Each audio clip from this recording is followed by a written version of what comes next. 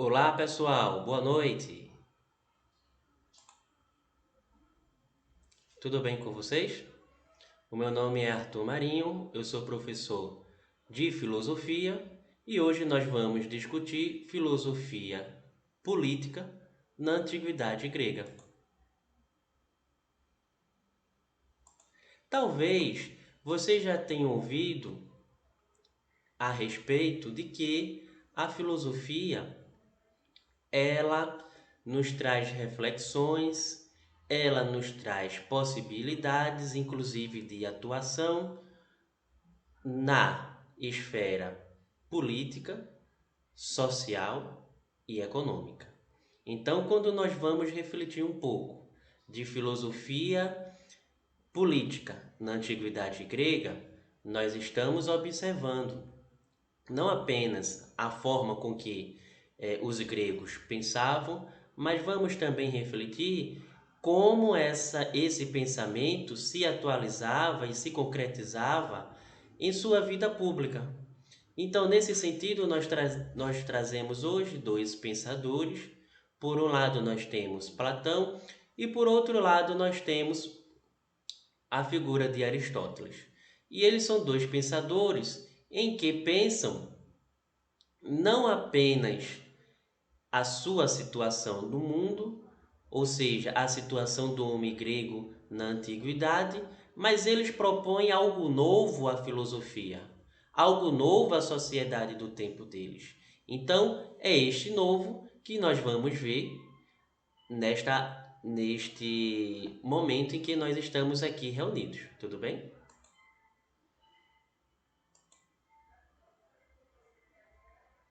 O que nós vemos a respeito da ética e política na antiguidade é que ética e política, como nós concebemos hoje, ela nasce nas cidades gregas.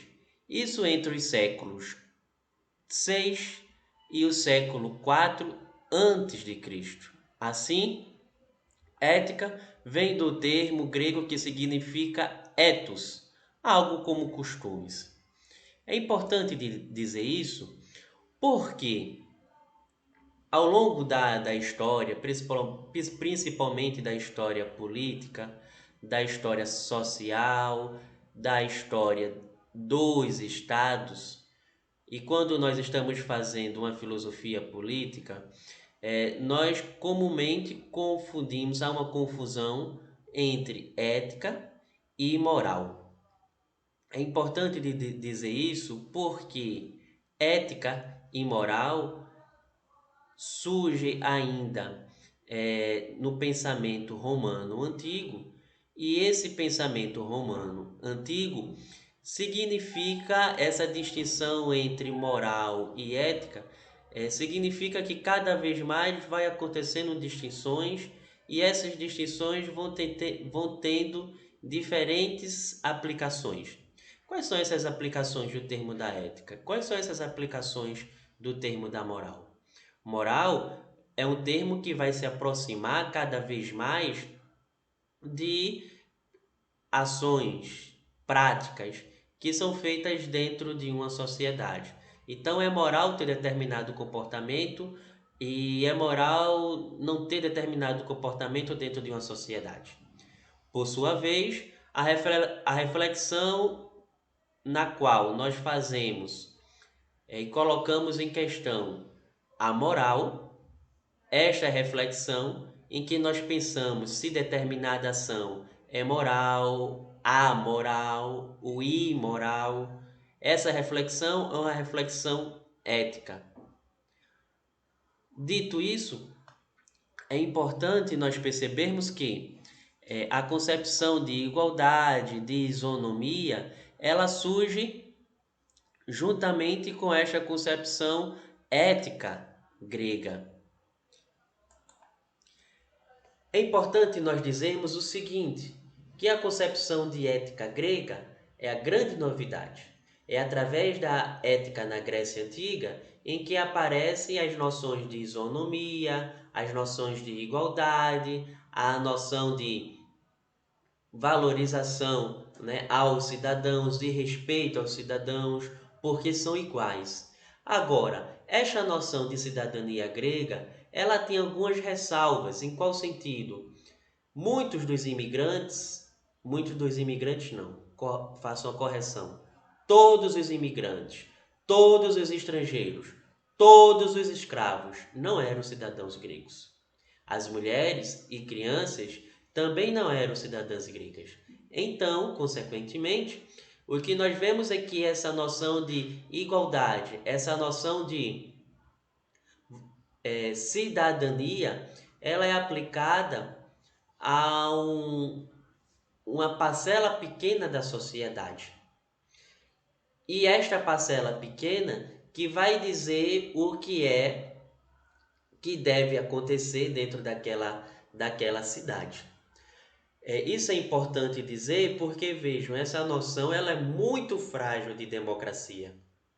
Contudo, esta é a partir desta noção frágil de democracia que se organizam e que vão se sustentar aquilo que nós entendemos como democracia, aquilo que nós entendemos como sociedade, civilização democrática, em que todos tenham voz e vez. Então, hoje, o nosso intuito é de que essa noção de igualdade, ela não era tão extensa como é hoje. Hoje é importante e os estados modernos vão se organizar em torno dessa extensão da noção de igualdade. Tudo bem? Por isso que a escravidão ela se diluía em variadas formas de servidão. Há uma relação entre servidão e liberdade.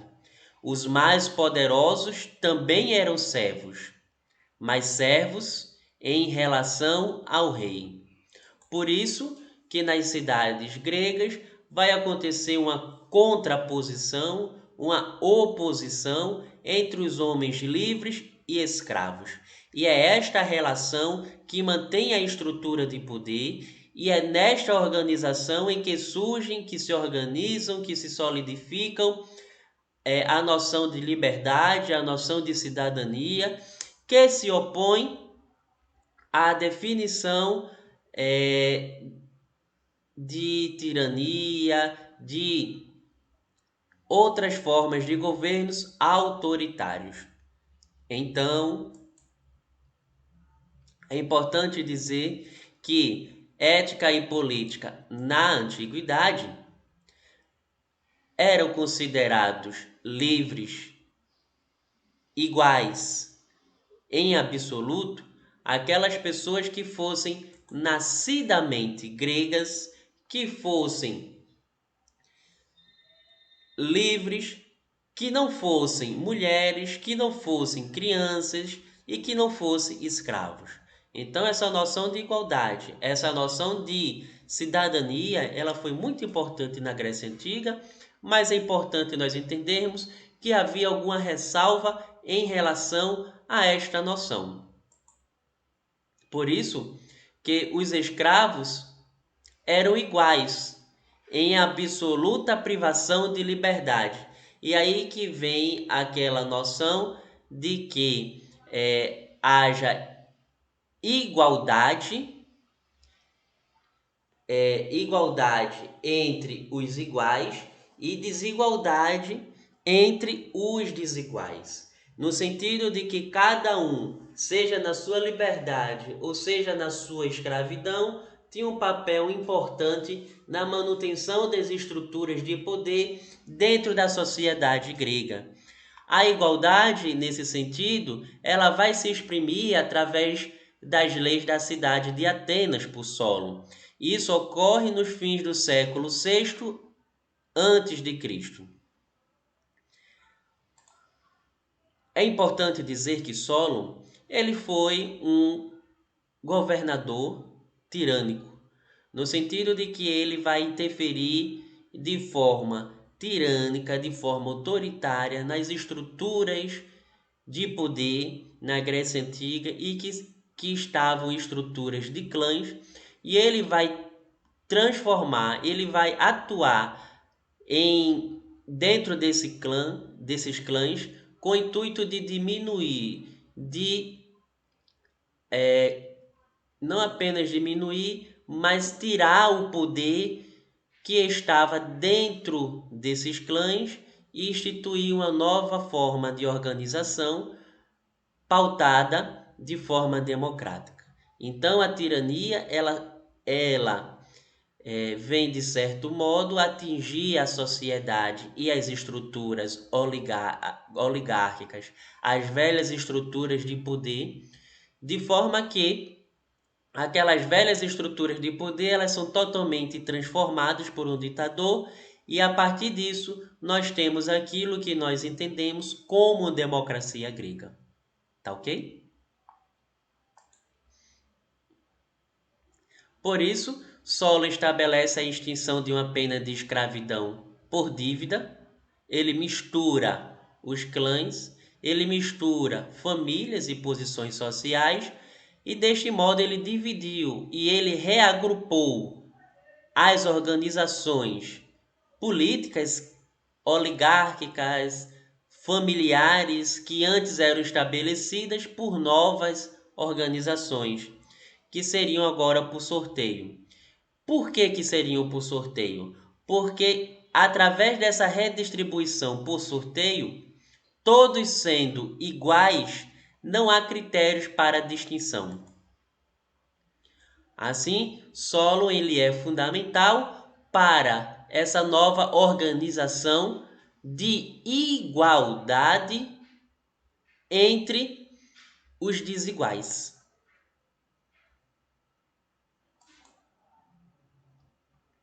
Então, os novos agrupamentos se formavam e com isso se criavam os distritos eleitorais. Os distritos eleitorais seriam as organizações políticas, os núcleos políticos, em que elegiam aqueles que deveriam ocupar as funções de direção da cidade, além de participar das assembleias. Esta assembleia seria a verdadeira governante da Atenas considerada democrática. Então, o que nós vemos é uma democracia que ela surge pautada pela isonomia, pela igualdade, mas uma isonomia e uma igualdade que não era a todos.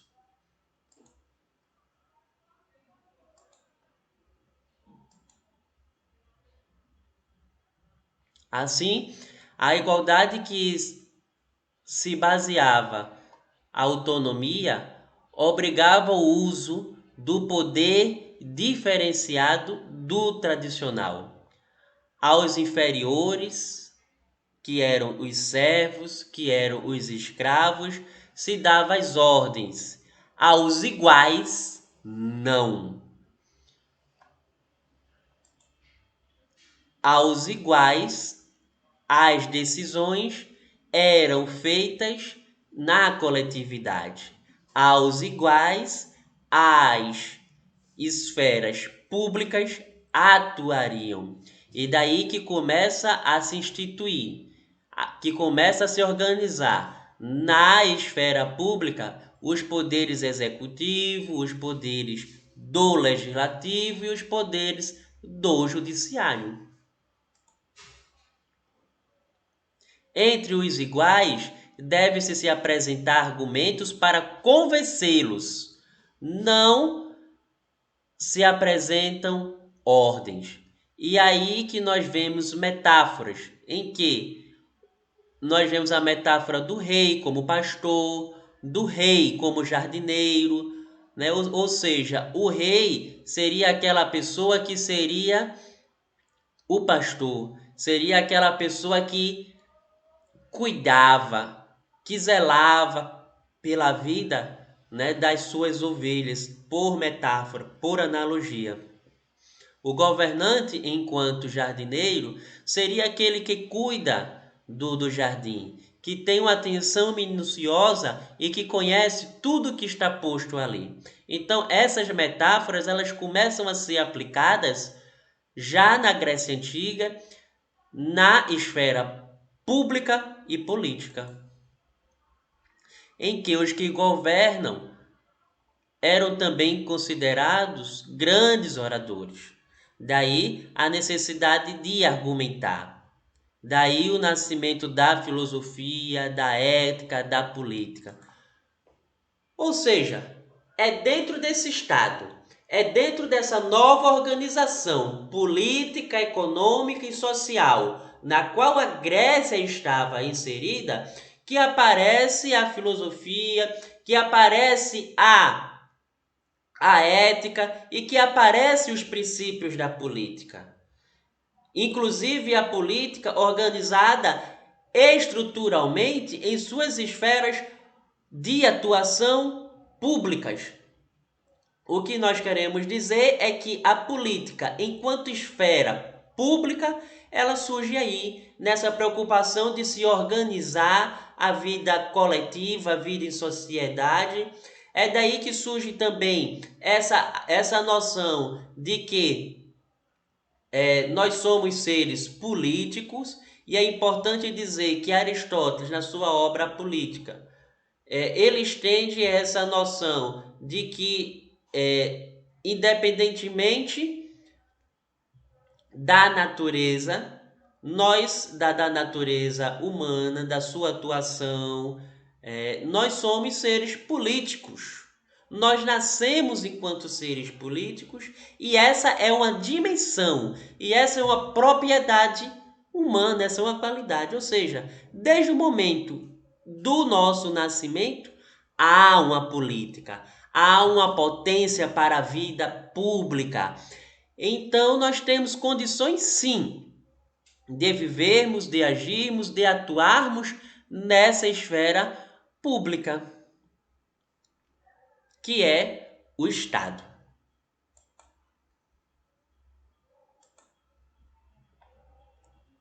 Sendo assim, o que nós vemos é que há uma transição de formas de autoridade para a cidadania. E essa transição de formas de governo foi muito dolorosa. Houveram conflitos entre a lei e moral tradicional, e leis e a nova moral da cidade.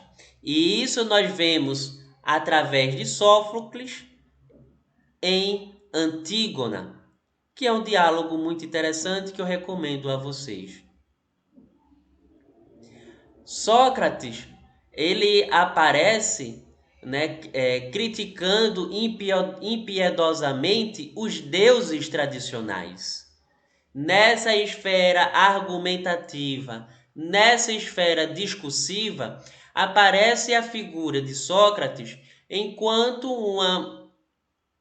uma pessoa voltada para o ordenamento da vida pública, em que ele critica essa velha moral, essa velha tradição, inclusive religiosa, inclusive discursiva. Sócrates vai continuar as outras pessoas que recebiam financeiramente para discursar, para ser oradores públicos, para representar outras pessoas no discurso público. Essas pessoas seriam os sufistas. Mas há uma velha discussão, um velho debate a respeito de que Sócrates, criticando os sofistas, seria ou não seria também um sofista. O que nós vemos é que os sofistas ensinavam a argumentação necessária para escapar da justiça, para escapar dos credores. Por isso que faz todo sentido a crítica de Sócrates. Claro que Sócrates seria precipitado da nossa parte acusá-lo de sofista, mas é importante nós também fazermos uma reflexão a respeito dessa possibilidade. Mas o que Sócrates coloca era que, através dos sofistas, não havia um apreço pela justiça, não havia um apreço pela verdade. As pessoas estavam preocupadas não com a verdade, mas sim com a persuasão, mas sim com o convencimento. Então, o que Sócrates aponta é que havia um desrespeito aos deuses. né, com essa possibilidade de argumentar contra a justiça. Por isso, nesse sentido, a comunidade grega, ela é uma comunidade que tem interesse à argumentação. E essa argumentação só era possível entre os iguais. Então, um sofista, ele só ia defender os interesses de outras pessoas gregas, bem-sucedidas, bem estabelecidas dentro da sociedade, que para defender os seus interesses contratava por um valor considerável os serviços dos sofistas. E os sofistas, sendo contratados, teriam que defender os seus clientes, teriam que levar os interesses do seu cliente para a vida pública. E é nisso que Sócrates acusa os sofistas de que eles não tinham amor pela verdade. Ao contrário, o que os sofistas estavam preocupados para Sócrates era em persuadir, era em convencer. E daí que surgem os elementos da retórica e da oratória, que são esses argumentos completamente despreocupados com a verdade que Sócrates se incomoda, né? Porque não bastava mais eu viver uma vida justa ou viver no bem. Eu teria agora que simplesmente eu poderia passar a minha vida toda sendo uma pessoa injusta, mas uma pessoa como sofista convencer as outras de que nisso eu estava sendo bom, eu estava sendo justo. Mas será que havia verdade nas sentenças e nos argumentos postos pelos sofistas? Merece uma discussão aqui e merece também um cuidado melhor, né, em outro momento, claro, dessa definição e dessa atuação ética, política, moral dos sofistas e a contribuição enorme com que os sofistas fizeram para a democratização da vida do homem grego antigo. Assim, já era sentida um mundo sem referência à autoridade. Ou seja, a autoridade dos mitos e da religião tradicional não funcionava mais. Por quê? Porque a comunidade agora, ela não estava funcionando mais através dos mitos, né? E aí a gente deve entender que os mitos tinham sim um papel político, tinha sim uma função importante dentro da sociedade, mas os mitos eles não eram mais suficientes para explicar a vida em sociedade. Os mitos que eram transmitidos de forma oral, que eram transmitidos de geração em geração, que explicavam a origem dos deuses e ao mesmo tempo explicavam a origem dos homens, era uma explicativa que extrapolava a esfera racional. Era uma perspectiva que antropomorfizava os deuses. Os deuses passavam a ter vida humana, passavam a viver entre os humanos, passavam a estar entre os humanos. Então, essas narrativas míticas, dentro dessa esfera em que as decisões eram fundamentais para a vida em sociedade, as decisões que eram feitas de forma pública por aqueles cidadãos, essas decisões elas não eram mais explicadas a partir dos deuses.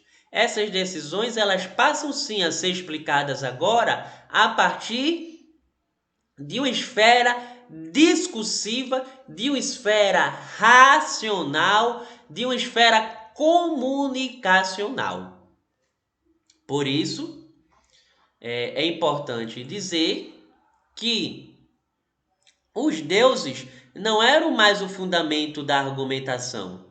Então, quanto mais havia esse afastamento da justiça, né? Ou seja, quanto mais se afastava da justiça, não faz mais necessário o auxílio de especialistas, não é? Não se faz mais necessário com que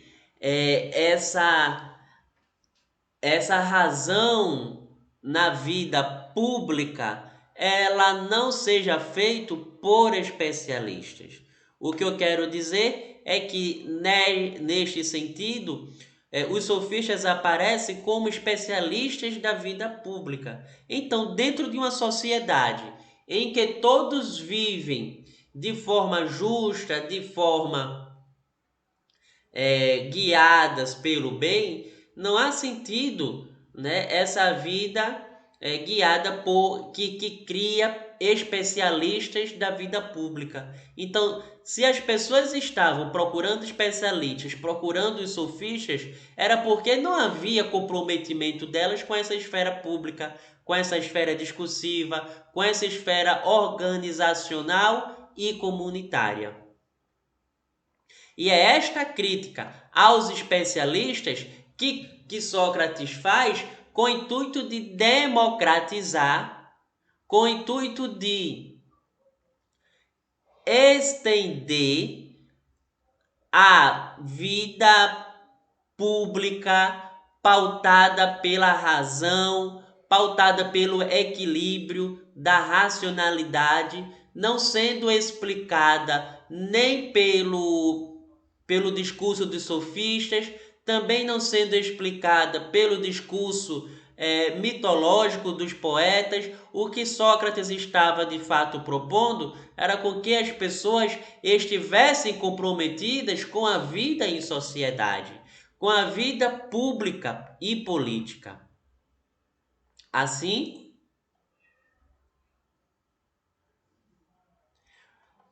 os sofistas, né, ele aparece no contexto em que tudo era relativo, né? Então é conhecido de que os sofistas eles estavam preocupados não mais com a verdade, mas com a capacidade de persuasão e convencimento. Então é dos sofistas a frase um homem à medida de todas as coisas. Por que o homem é a medida de todas as coisas? Porque é dele que provém todas as coisas. É ele que estabelece os sentidos. Quando eu falo homem, entendo enquanto indivíduo. É dele que provém o sentido do mundo. É dele que provém o sentido do universo.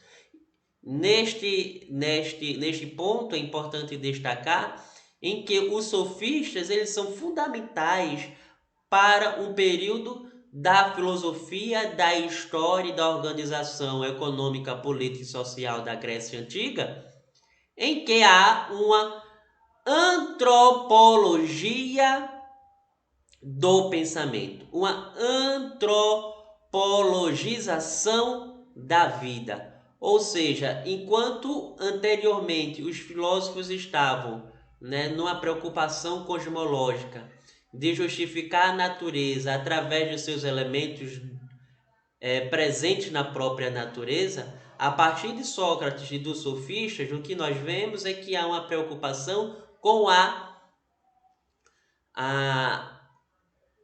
com o homem em sua vida em sociedade. E é este indivíduo que vive na sociedade, é este ser humano que é a medida de todas as coisas. Assim, é a boa retórica que determina o que é o bom, o que é o justo, o que é o mal e o que é injusto. Quando os sofistas eles ajustam essa opinião, da maioria, eles fazem da democracia uma demagogia.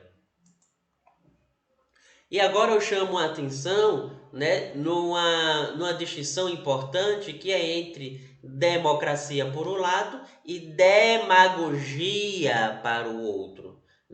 Democracia é ação na vida pública, política, é ação efetiva. Então, por isso que todos nós somos seres políticos.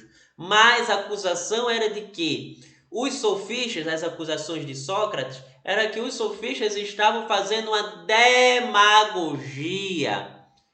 Ou seja, eles estavam conduzindo o povo, eles estavam proporcionando com que as pessoas não pensassem por si, não criassem seus próprios discursos. E o pior de tudo, não estivessem comprometidos com aquilo que faz e com aquilo que diz. Ou seja, aquilo que a pessoa diz deve ser aquilo que a pessoa faz. E aquilo que a pessoa faz deve espelhar e refletir aquilo que a pessoa diz. Então, essa ausência de comunicação entre aquilo que é feito e aquilo que é dito é a caracterização de uma demagogia. E essa era a crítica a essa demagogização da vida que Sócrates critica. Então, Sócrates ele não estava criticando a vida pública, a vida em sociedade. O que Sócrates faz é uma crítica à demagogização da vida humana. Assim, demagogia significa conduzir o povo. E é importante dizer que essa condução não é para um bom caminho, não é para a verdade ou para a justiça. Essa condução seria para um mau caminho, uma direção falsa. Então, o demagogo ele afaga os desejos da multidão. A retórica, assim, ela busca mover a paixão da maioria, não a razão. Essa era a crítica de Sócrates, em que os sofistas, na opinião dele, eles estavam preocupados com o convencimento, eles estavam preocupados na estrutura de organização, estruturação e tipologização dos raciocínios. Contudo, eles não estavam preocupados com que houvesse a aplicabilidade, a aplicação daquilo que se falava de justiça, fosse aquilo que fosse vivido e não apenas falado, né? Sendo assim, nós vemos a personagem de Sócrates como uma personagem muito significativa em torno dos diálogos de Platão. É importante dizer isso porque na história da filosofia antiga há uma discussão se de fato Sócrates foi uma personagem de Platão ou se foi uma figura histórica concreta que de fato existiu e foi tratado por Platão. Bom, essa discussão não é pertinente, mas é bom nós termos em mente de que há esse debate, né? E há alguns historiadores bem antigos, né, que apontam de que Sócrates tenha sido realmente uma figura histórica. Mas essa argumentação, né, e essa discussão nós vamos deixar para outro momento. Tudo bem?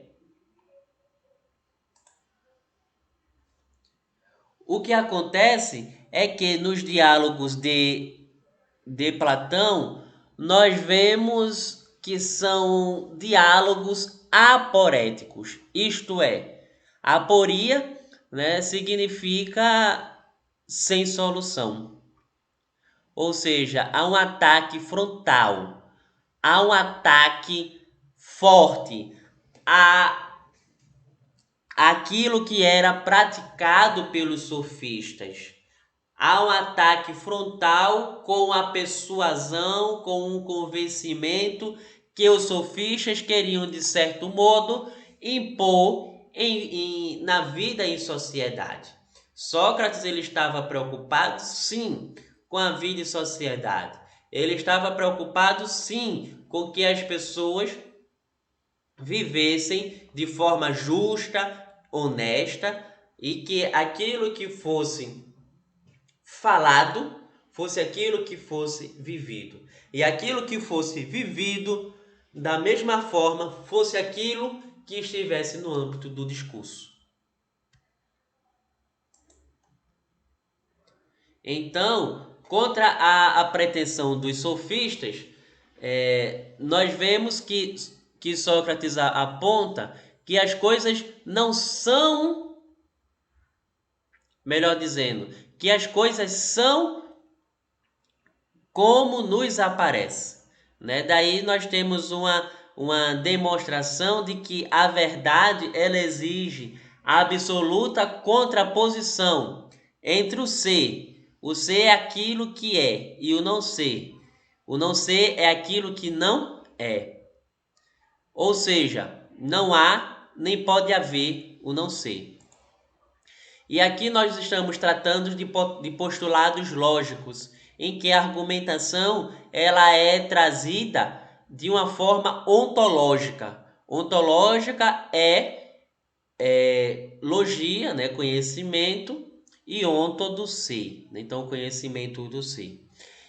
Por isso que a ontologia ela entra fortemente nesse debate, porque vai tratar das coisas que são enquanto são e de que não são enquanto não são. Então o ser ele sempre tem que ser, enquanto o não ser sempre há o não ser. Por isso,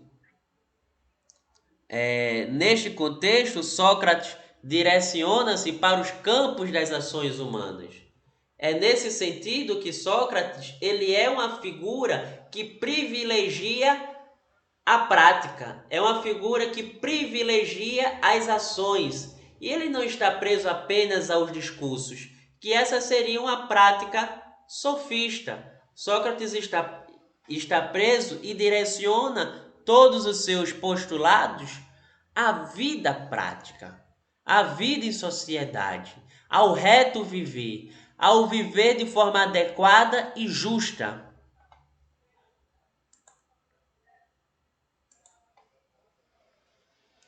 Assim,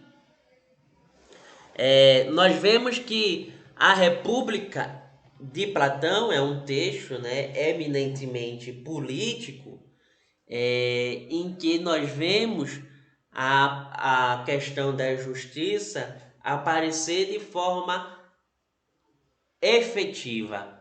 Por isso o que nós vemos é um personagem, né, também de Platão, o Trasímaco, que diz o seguinte: a justiça não seria nada mais do que a lei do mais forte. Afinal, não é o que se vê, não é o que aparece. Então, justo é seguir a lei, mas a lei é feita pelo mais forte para o seu benefício. Justiça não existe, segundo aquilo que nós vemos, né, dentro desse campo antropológico, né, discursivo, né, principalmente colocado pelos sofistas, que a justiça ela não existe. Né? Então Sócrates e da mesma forma Platão em seus textos vai tentar uma definição e uma fundamentação do conceito de justiça na esfera e na vida pública. Então, a justiça não existe. O que há é um interesse particular transformado em lei. Então, Sócrates, contrapondo-se a isto, né, Sócrates aponta que o legislador ele pode ocasionar erros, ele pode gerar erros e fazer com que uma lei ela haja contra o seu interesse. Trasímaco, por sua vez, né, aponta que quando o legislador legisla contra seus interesses, não faz enquanto legislador. Assim, Sócrates questiona a justiça nela mesma e não a aparência de justiça, que é a verdadeira definição de justiça. Justiça não é força. Justiça, ela promove a união, ela promove a harmonia.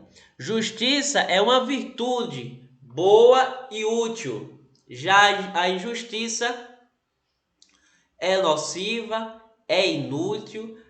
A justiça, ela é nociva. A injustiça, ela é nociva à vida em sociedade. Ela é nociva à vida pública.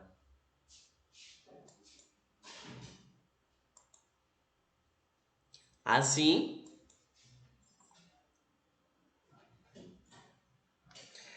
o que nós vemos em Platão é que há uma preocupação com a vida pública, é que há uma preocupação com aquilo que é feito na coletividade. Então, a partir da cidade justa que aparece na obra de Platão, o ideal de justiça aparece de forma predominantemente nessa obra de Platão, né, do que é uma pessoa ser justa em sociedade. Então, a partir da cidade justa, é ideal que se pode definir a injustiça, é ideal que se pode definir a injustiça e distinguir o justo do injusto. Então, Sócrates, melhor dizendo, Platão, ele estava pouco preocupado se essa cidade ela pode ser atingida ou não. Também a gente não pode confundir essa perspectiva platônica com a utopia, porque de fato, para Platão, a cidade justa, ela realmente existe. No pensamento utópico, há certos postulados, né, a respeito dessa a espelho dessa cidade justa, mas é importante essa diferenciação, né, da cidade justa platônica da cidade utópica, né? Enquanto a cidade utópica ela é a mais perfeita, a cidade justa é aquilo que a gente entende como aquilo que se há de melhor possível. E aí eu vou definir melhor o que isso significa. Né?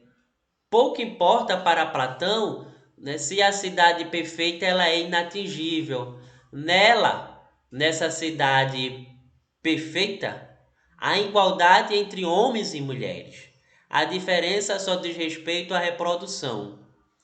E daí nós relembramos aquela velha alegoria, né, que é a alegoria da caverna, em que só Platão trata do acesso à realidade, né, em que as pessoas estavam dentro de uma caverna e uma pessoa consegue ter acesso à luz, consegue ter acesso à realidade, e quando volta para dentro da caverna e diz tudo aquilo que viu, não é bem aceito, não é bem recebido pelos seus.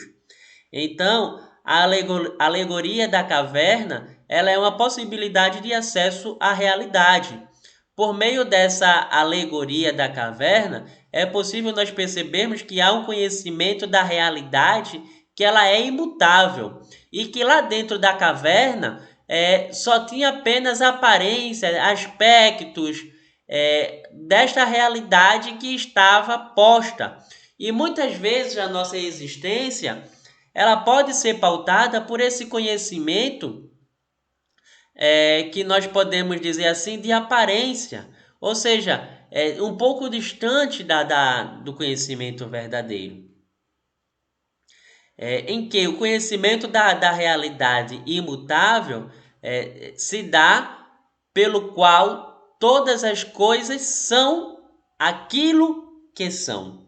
Nesse sentido, a geometria aparece, né, em que a figura do triângulo é vista como suporte sensível, né, para um ponto, uma linha, em que organizado, né, esses três pontos formam o triângulo.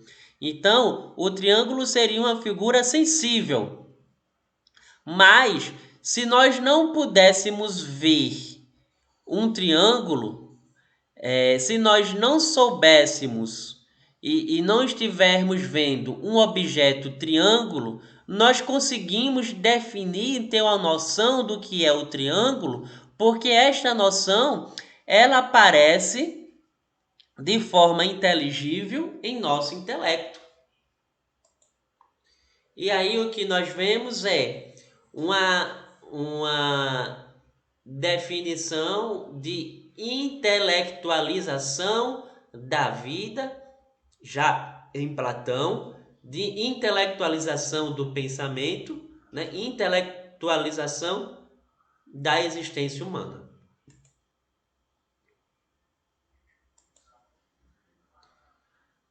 Aristóteles, por sua vez, ele faz uma oposição ao pensamento de Platão. E aí eu lembro a vocês que Aristóteles ele foi aluno de Platão, mas Aristóteles ele se opõe em determinados aspectos ao seu mestre. O que eu quero dizer com isso é que Aristóteles ele tenta se distanciar dessa filosofia realista, ou talvez que nós não vamos discutir agora, né, dessa filosofia intelectualista. Aristóteles ele coloca a filosofia, ele coloca a moral, ele coloca a vida em sociedade dentro de uma esfera prática.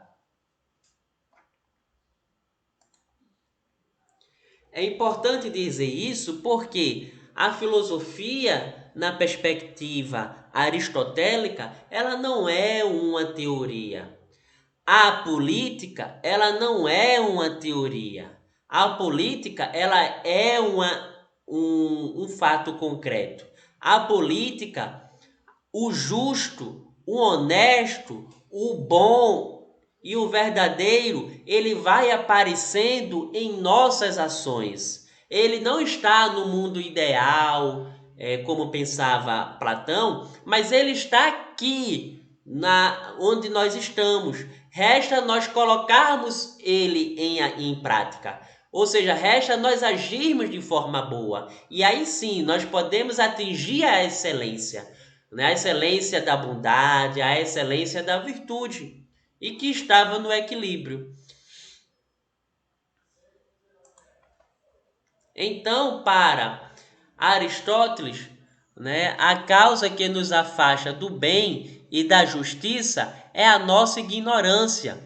E aí seria já uma retomada, né, dessa filosofia intelectualista da qual ele bebeu, né, que coloca o bem e a justiça como uma ignorância a respeito do que é bom e do que é justo. Até nisso há uma concordância, de certo modo, com aquilo que pensava Platão. Então, o que Aristóteles propõe é que confundimos o que parece ser bom e justo e com isso mudamos de opinião.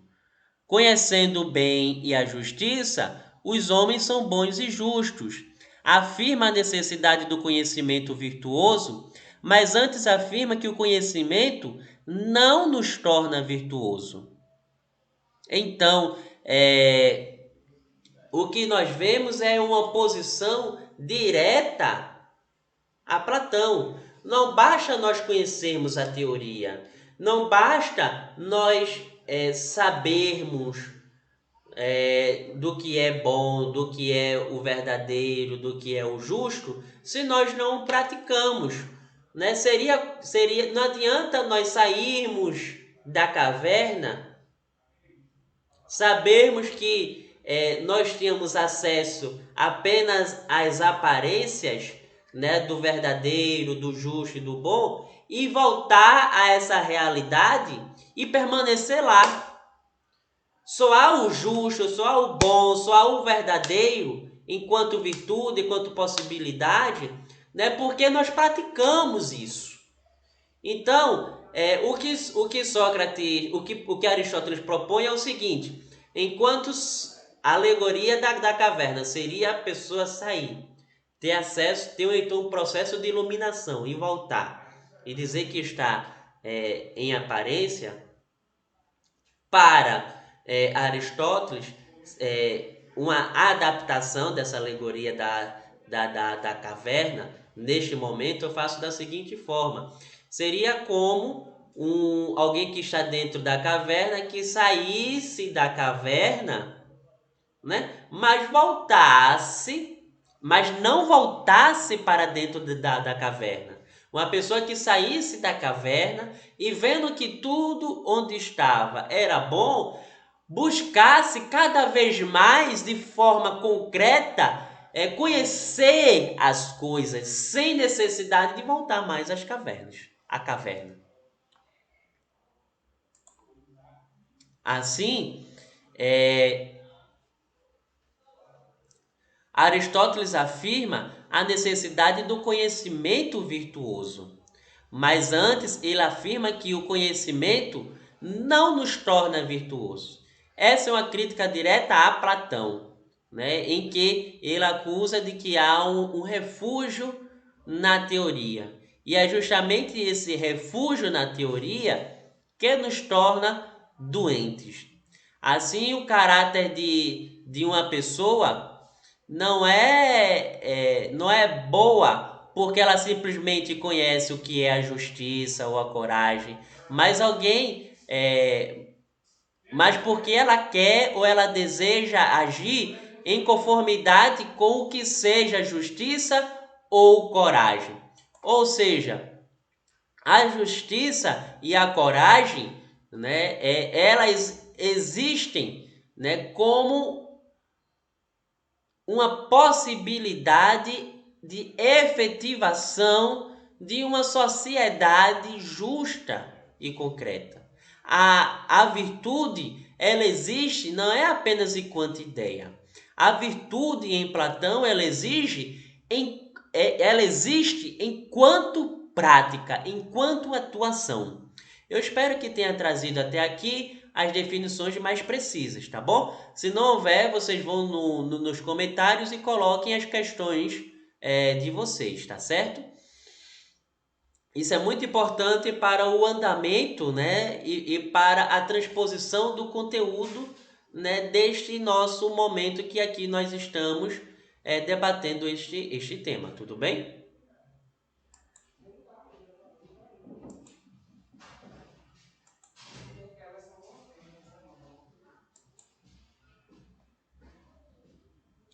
Por isso, Aristóteles ele apresenta dois motivos para esse deslocamento parcial entre o que desejamos fazer e o que deveríamos desejar fazer em função do que sabemos ser o correto a fazer. Assim, há uma especificidade, né, daquilo que é ético, frente ao que poderíamos chamar de conhecimento teórico. Ou seja, há uma diferenciação entre o teórico e o prático. Então, o que nós podemos dizer até agora é que a filosofia aristotélica é uma filosofia prática. É uma filosofia que exige atuação, que exige materialização, racionalização daquilo que nós pensamos. Ou seja, é como uma aterrização de nossas ideias.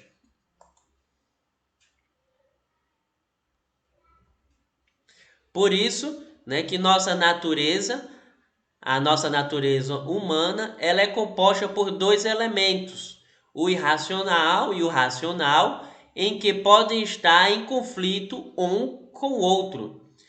Por isso que a obra clássica de Aristóteles, que a Ética a Nicômaco, no livro sexto, e a Metafísica também no livro sexto, coloca a distinção entre conhecimento teórico e conhecimento prático. Para Aristóteles, o conhecimento prático é o conhecimento que permite aos seres humanos produzir ou agir no mundo. Por isso ele é prático. Ou seja, o conhecimento prático é aquele conhecimento que gera uma transformação no mundo, de forma efetiva e concreta. Tanto a ética quanto a política são conhecimentos práticos, porque exige atuação, exige presença, exige concretude, né, de nossas ações, de nossos pensamentos. Então, tanto a ética quanto a política são conhecimentos práticos, pois identificam o que há de melhor a ser realizado pelas ações humanas.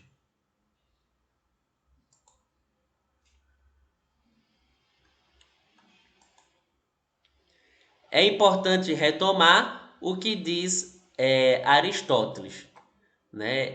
O mundo ele não está povoado de Sócrates, né? De pessoas que estão preocupadas com o reto viver, com o reto agir, com a verdade, não apenas com o discurso, né? Então o mundo ele não está povoado de Sócrates, de vários Sócrates.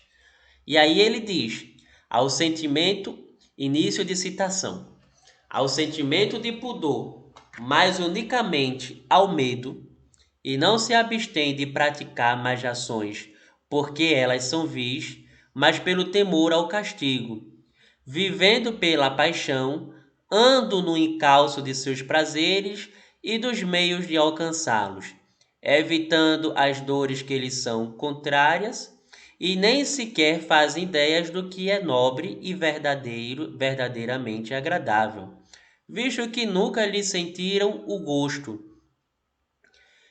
Que argumento poderia remodelar essa sorte de gente? É difícil, se não impossível, erradicar pelo raciocínio os traços de caráter que se inveteraram à sua natureza.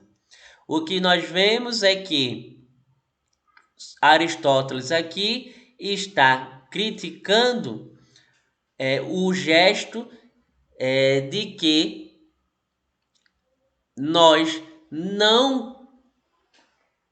teorizemos a nossa vida, porque a nossa vida ela é eminentemente prática, e é essa dimensão, né, prática, despertada pelo raciocínio, né, que é a nossa natureza.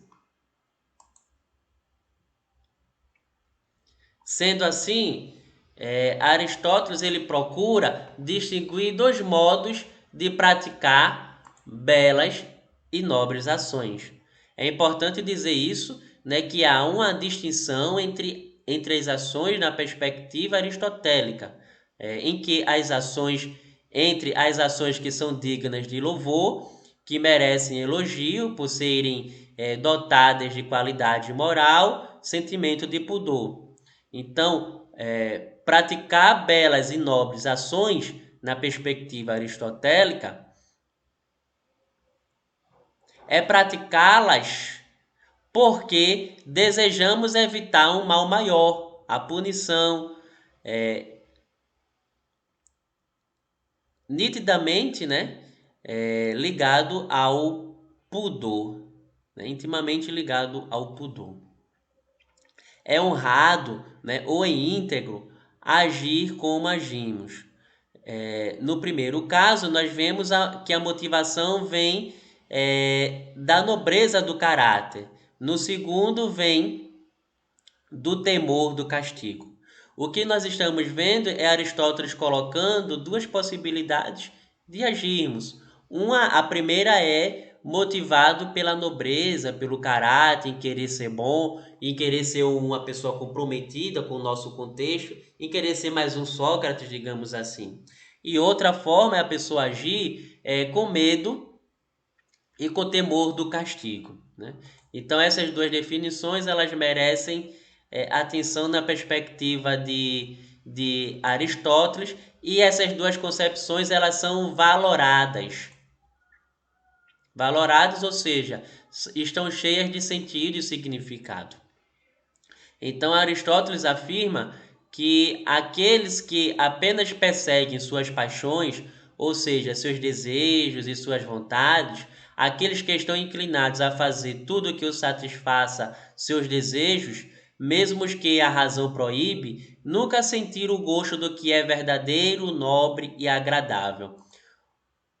Ou seja, o que Aristóteles está colocando aqui é que não há prazer, não há satisfação, né? Não há gozo duradouro apenas na satisfação dos nossos prazeres, né? O que há é uma satisfação imediata quando nós buscamos a satisfação de nossos prazeres.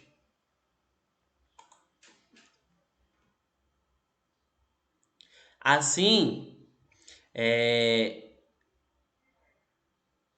o que nós vemos é que Aristóteles ele não condena as paixões ou o prazer, mas a sua desmesura. Então as paixões são vistas como o medo, como a raiva, né? Por outro lado, os prazeres são naturais. Por isso, não podem ser condenados a princípio, né? O que não é natural é certo comportamento humano que se aproxima da bestialidade, o comportamento que se deixa dirigir por tudo o que apraz ou repulsa unicamente a sensibilidade. Ou seja, não é porque que o prazer é natural que nós devemos estar presos, né, às nossas sensações, aquilo que nós sentimos de bom. Ao contrário, né, o que Aristóteles coloca é de que há prazeres, né, e que inclusive há um prazer que não é teorético, mas um prazer que é prático quando nós agimos de forma boa e justa. Por isso, né, Aristóteles continua dizendo que como nos comportamos diante do que causa deleite ou sofrimento, né, em excesso ou em grau insuficiente, isso é o indicativo do nosso caráter. Ou seja, a gente tem que agir de uma forma equilibrada, né? Não de uma forma demasiada, é, é, não viver de forma demasiada. Ou seja, uma pessoa corajosa demais é um problema, uma pessoa corajosa de menos também é um problema. O que Aristóteles coloca é que nós devemos agir de uma forma justa, de uma forma prática. Nós não devemos deixar de agir, mas nós devemos agir sempre, mas agir de uma forma equilibrada, né? Nem de mais, nem de menos. Por isso que Aristóteles coloca, né, que argumentos podem conter ou dissuadir aqueles cujo caráter foi forjado nas malhas do excesso e da falta. Né? Nenhum argumento dissuade aqueles que se deixam dirigir pelas paixões. É importante dizer que Aristóteles coloca a existência de pessoas virtuosas. A existência dessas pessoas indica que os seres não são nem bons nem maus por sua natureza, mas que pode se tornar um ou outro em função da educação recebida. Não apenas em função da educação recebida, mas também em função daquilo que faz em sua vida concreta.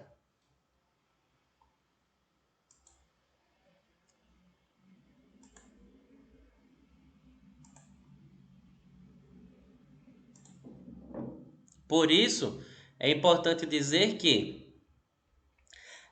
a educação tem um papel importante na filosofia aristotélica, e a educação ela é uma prática, né, em que a educação é sentir o gosto, do que é nobre, verdadeiramente agradável. Aprender significa apreciar o que é nobre e bom. Então, a educação não consiste em aprender e apreciar o que é moralmente bom. A educação não consiste em teorizar o bom, né? Mas sim em praticá-lo. Aqueles que vivem sob o domínio de suas paixões não fazem ideia do que é o verdadeiramente agradável ou prazeroso. Essa pessoa que fica sob o domínio de suas paixões é uma pessoa que vive de aparência, é uma pessoa que vive do imediatismo, né? Das impressões imediatas que nós temos das coisas. Então, essas impressões imediatas, elas não nos causam em nenhum momento a felicidade. Elas podem trazer uma satisfação imediata, mas não duradoura. Por isso, se algo pode ser prazeroso para mim, mas pode não ser prazeroso em si mesmo. Isso significa que se esse algo não é prazeroso em si mesmo, então não é verdadeiramente prazeroso, não é um ser verdadeiramente prazeroso. Então há uma distinção, ainda em Aristóteles, a respeito entre o ser e o parecer, que Aristóteles herda de Platão. Então, ele permite compreender os limites da razão humana para operar sobre a sensibilidade.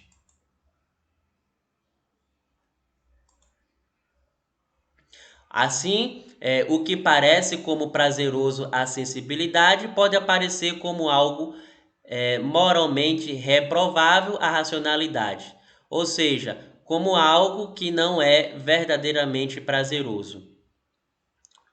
Logo, né, todo ser que é dotado de alma, todo ser animado, somos todos nós, né? É dotado por isso mesmo, de certas faculdades ou capacidades, né, irracionais e ou racionais. Por isso pertence à faculdade irracional.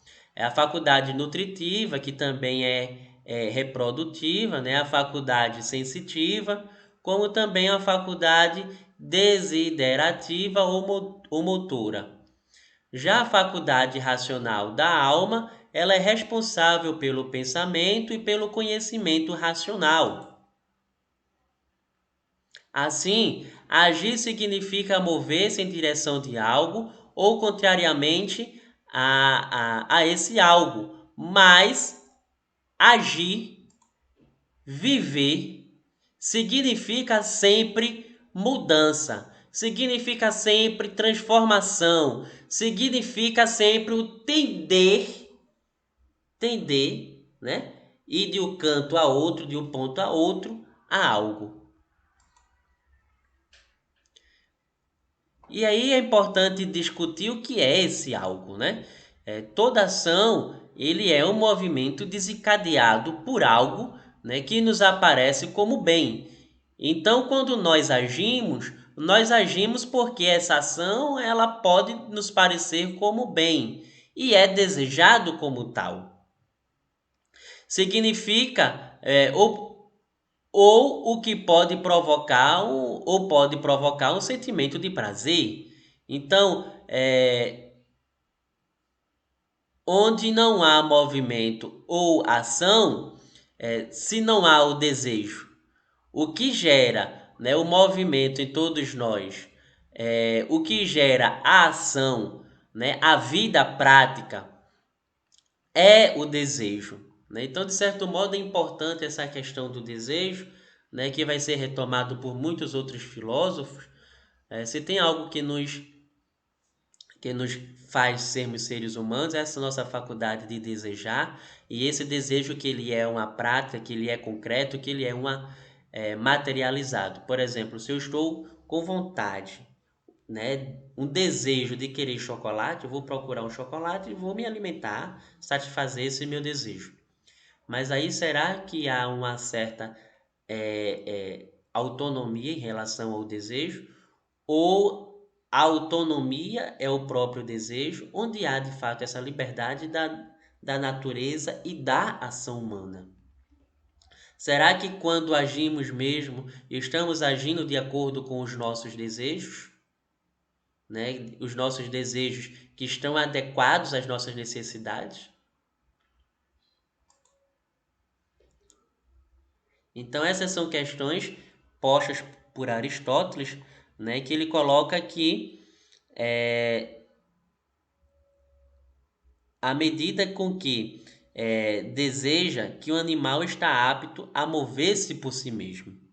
Né? Então, desejar é uma atividade da alma, desencadeada ou por algo que aparece como agradável e prazeroso, né? Que é motivo pelo qual é perseguida, que é desejada.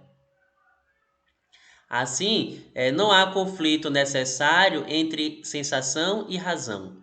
O conflito se instaura quando há desacordo entre o que é julgado como mal, do ponto de vista da discriminação racional, mas aparece como agradável a discriminação sensível. Então, devido à racionalidade, os seres humanos não seguem apenas as leis da satisfação imediata dos seus desejos, né? Mesmo nós tendo desejo, nós somos seres desejantes, nós não estamos presos aos nossos desejos. Pelo pensamento, somos capazes de tomar distância de nós mesmos, ou seja, somos capazes de julgar e pensar sobre nós e sobre as coisas que nos afetam. O melhor para o ser humano é agir de acordo com a razão. Afirma ser verdadeiramente bom, justo e nobre. Então, na Ética a Nicômaco, né, uma obra clássica de Aristóteles, o que nós estamos vendo é que o melhor dos bens que os seres humanos podem alcançar é a direção de suas ações por aquela parte que possui e exerce o pensamento, e isso em conformidade com a virtude. Ou seja, aquilo que nós temos de melhor, aquilo que nós podemos fazer de melhor, que são as nossas ações, né, surge em nosso pensamento, né, em conformidade com a virtude, né, que coloca uma certa finalidade, uma certa limitação ao nosso desejo. Eu posso desejar, mas a nossa racionalidade vai colocar medidas em relação a esse desejo, né? Então, por exemplo, trazendo um exemplo do chocolate, né? Se eu consumo chocolate, se eu tenho desejo de consumir o chocolate, eu não vou consumir todo o chocolate que houver ao meu redor. Eu vou consumir a quantidade suficiente, né? Para atingir aquela satisfação daquele momento, né? Então, a racionalidade dá um equilíbrio, né, nesse consumo, nessa vida prática, nessa ação prática. Então, o que é o supremo bem? Né? O que é uma eudaimonia, que é um princípio que aparece na filosofia aristotélica? Né? Eudaimonia significa felicidade, que significa a realização excelente da natureza humana. Ou seja, a realização da essência não está nem na bem-aventurança, né, celestial, nem na fria solidão do sábio. A cidade, a polis, ela é um lugar onde os seres humanos se fazem seres humanos. Ou seja, nem bestiais, nem divinos. O que Aristóteles está querendo dizer com isso é que nós nos tornamos humanos em nossa prática, em nossa vivência, na concretude e concretização de nossas ações. Ou seja, nós não somos nem bestiais, nem seres divinos, mas nós vamos nos formando, né, nos construindo em nossa vida concreta, em nossa existência, em nosso dia a dia. Assim, a espécie humana é um animal na medida em que é dotada de sensação e movimento, Nós vemos o comportamento do que é natural, né, e não admite a possibilidade de escolha entre fazer ou deixar de fazer algo, né, fazer algo de certa maneira e não fazer de outra, onde os seres humanos eles não vivem apenas para satisfazer os seus desejos, né, naturais, as suas exigências naturais da sua animalidade. Eles vivem para exercer o que há de melhor. O que há de melhor do ser humano, no ser humano, ainda é a sua racionalidade. Isso já foi posto por Aristóteles, né? Então, o que há de melhor é esse equilíbrio, né? Entre essa situação, né, animal e também essa nossa situação racional. Então, essas duas dimensões elas são importantes para a organização do eu, né? Então, mesmo quando se conhece ou se sabe, né, o melhor e mais correto a ser feito, nós podemos não fazê-lo, né, porque há uma razão, né, que guia as nossas ações, né? Então, o que Aristóteles está nos colocando é diante desta dimensão da concretude de nossas vidas, né, em que, de certo modo, tudo que nós fazemos é uma ação. É importante dizer, né, que para Aristóteles, a cidade, a vida pública, a vida em sociedade é o local natural dessa realização da felicidade, né? Então, o cidadão, né, todo homem adulto, livre, nativo, que tem possibilidade de exercer atividade política, dentro de uma comunidade ordenada, segundo a justiça e segundo o bem comum. Por isso que a igualdade é a condição daqueles que não estão sujeitos a relações baseadas na superioridade e inferioridade. Ou seja, né, nessa relação de marido, mulher, pai ou filho, ou a relação baseada no comando e obediência, né, mestre e escravo. O que Aristóteles coloca é que nós vamos, em nossas relações, em nossa vida concreta, nos tornando. Nós vamos efetivando esse projeto, essa concretude, né, de pai, de mãe, de filho, de esposo, de esposa, ou seja, pela materialização de nossas ações. Tudo bem até aqui? Por isso que a cidade, ela é a comunidade de cidadãos que tem por finalidade o bem comum ou o bem viver juntos, cuja autoridade ela tem que ser política. Ela está baseada tanto na liberdade quanto na igualdade dessas cidades. Melhor dizendo, desses cidadãos. Por isso que conhecimento e qualidade moral não estão necessariamente unidos. O que eu quero dizer com isso é o seguinte: nós podemos muito bem conhecer o bem, mas não praticar o bem. Essa é a crítica que Aristóteles faz, né? Nós podemos muito bem conhecer o justo, mas não praticar a justiça. Essa é a crítica de Aristóteles, né? Então, ele não nega a necessidade de conhecer os valores morais, as virtudes necessárias ao bom convívio humano, como a justiça, como a coragem, uma amizade. Então, sem saber a definição, como poderíamos saber se nossas ações são boas, são justas e também são corajosas, né? Qual o critério para distinguir o justo do injusto, o corajoso do covarde? Como é que nós podemos distingui-los? Assim, Aristóteles, ele insiste que para o homem a condição de animal político não é uma compensação natural ou um expediente para não ser autônomo com os deuses.